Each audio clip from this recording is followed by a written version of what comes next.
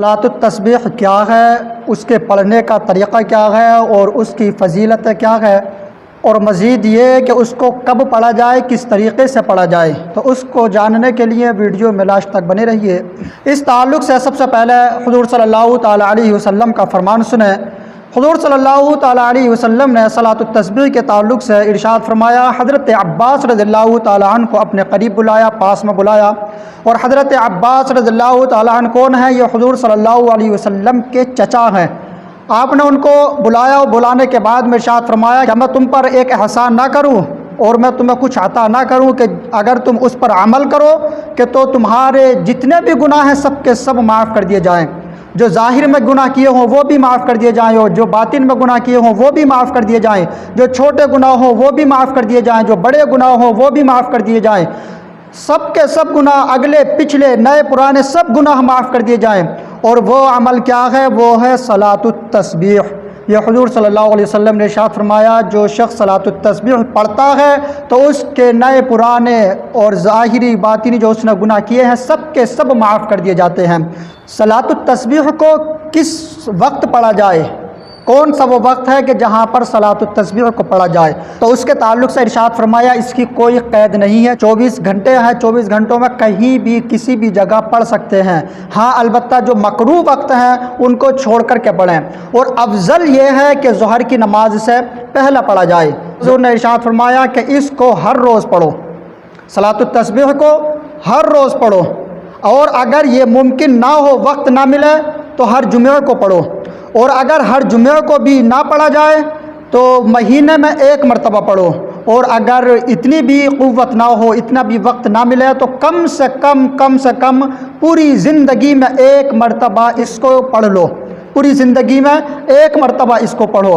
اور صلاۃ التسبیح کا جو طریقہ ذکر کیا ہے، ترمذی شریف میں حضرت عبداللہ بن مبارک رضی اللہ تعالیٰ عنہ سے مروی ہے، وہ فرماتے ہیں کہ جب صلاۃ التسبیح پڑھی جائے، یہ نماز جب پڑھی جائے تو سب سے پہلے نیت کر لے، نیت کرنے کے بعد میں ہاتھ ناف کے نیچے باندھ لے اور ثنا پڑھے۔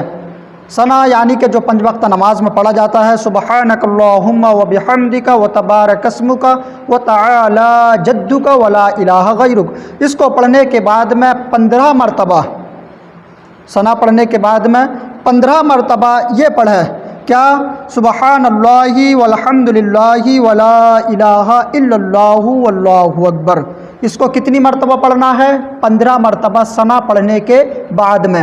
پھر اس کے بعد میں اعوذ باللہ من الشیطان الرجیم بسم اللہ الرحمن الرحیم پڑھ لیں، اور پھر سورہ فاتحہ پڑھیں، یعنی کہ الحمدللہ رب العالمین پوری صورت۔ اس کے بعد میں پھر اس کے ساتھ میں کوئی صورت ملا لیں، ملانے کے بعد میں اب رکوع نہیں کرنا ہے، سورت پڑھ لینے کے بعد میں 10 مرتبہ پھر سے یہی تسبیح پڑھنی ہے۔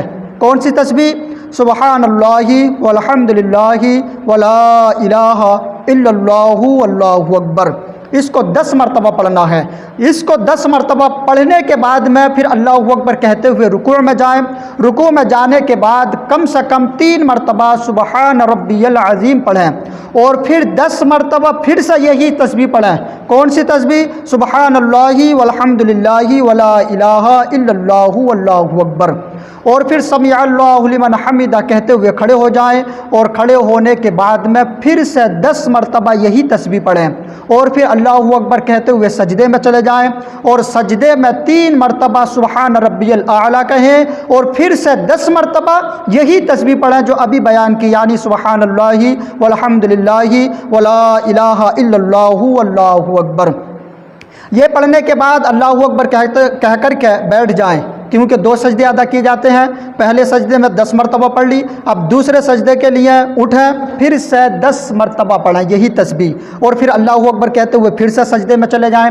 اب سجدے میں جانے کے بعد میں 3 مرتبہ سبحان ربی الاعلیٰ کہیں، اور پھر سے 10 مرتبہ یہی تسبیح پڑھیں، اور پھر اللہ اکبر کہتے ہوئے دوسری رکعت کے لیے کھڑے ہو جائیں۔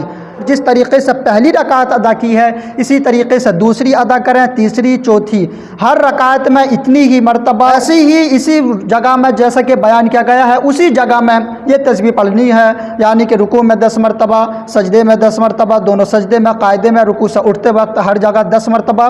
تو ایک پہلی رکعت میں اگر آپ شمار کریں تو 70 مرتبہ یہ تسبیح ہوتی ہے۔